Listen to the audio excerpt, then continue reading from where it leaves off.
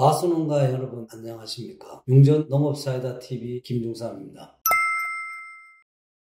지난 시간에 이어 킥 단단칼슘의 물리성을 보시면은 킥 단단칼슘 500배액을 물에다 희석하면은 잘 풀립니다. 여기에다가 델란 표준 건전량 1000배를 넣으면은 쭉 깔아앉으면서 옆으로 쫙 퍼지는 수화성이 빨라집니다.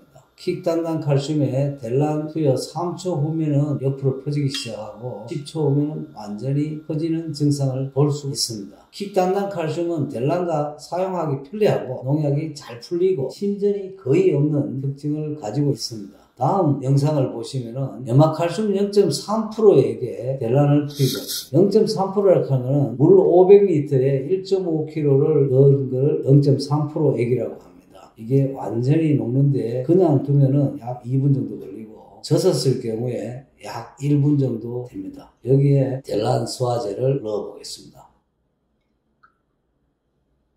콩알같이 그냥 바닥으로 떨어지는 것, 침전 현상을 볼 수가 있고 상단 부위가 거의 맑은 물로 약이 빨리 밑으로 가라앉은 침전 현상을 볼 수가 있고 이 약을 젖어서 놓으면은 침전된 수화가 풀렸다가 두면은 다시 지상부가 맑게 가라앉는 증상을 나타내기 때문에 작물체에 뿌렸을 경우에 약이 골고루 묻지 않고 약흔이 중력에 의해서 밑으로 맺혀갖고 약흔 발생을 합니다.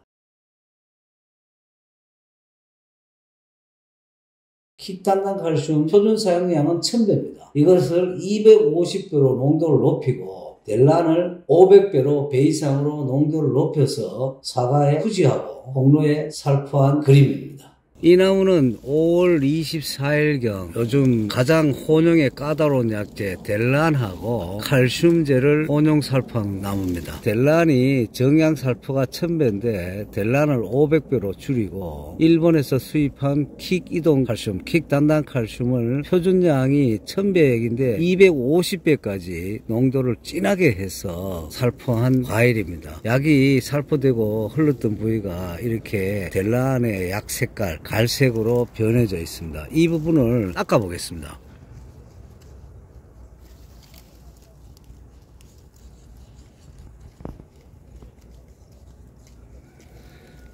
델란의 약흔이 깨끗하게 닦여지는데 일반 액상스케비로 칼슘제나 염화칼슘 0.3%를 혼용해가 뿌리면 이 맺혔던 부위에 약 반점 테두리에 까만 점으로 개사되는 증상을 볼 수가 있습니다. 그래서 흔히 모든 농약사나 농협에서나 일반 지도기관에서 델란을 쓸 때 프론사이드 농약을 쓸 때 절대 칼슘 제제를 혼용하지 말라고 권장을 합니다. 이는 육아기 때 약흔에 의한 약해 증상이 일어나기 때문입니다. 그런데 일본 니소 그린에서 수입한 4가지 복합 유기산 킬레이트 칼슘은 혼용해서 살포해도 전혀 이상이 없음을 볼 수가 있습니다. 일본 니소 그린에서도 킥 단단 칼슘은 응애약하고 혼용을 해도 효과가 떨어지는 증상이 없고 일반 델란이나 호론사이드 응애약까지 혼용 살포해도 약 효과가 오히려 증진됐으면 증진되었지 감소되는 그런 현상은 전혀 없다고 합니다.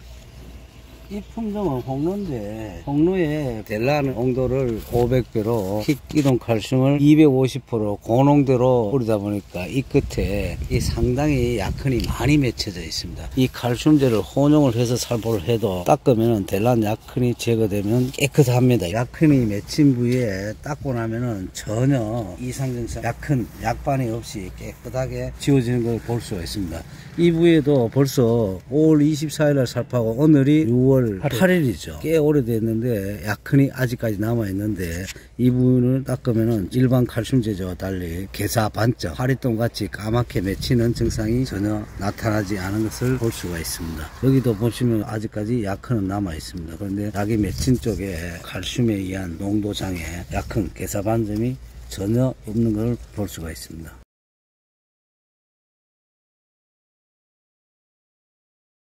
이상으로 오늘은 킥 단단칼슘의 농약 혼용 시 물리성에 대해서 설명을 드렸습니다. 감사합니다.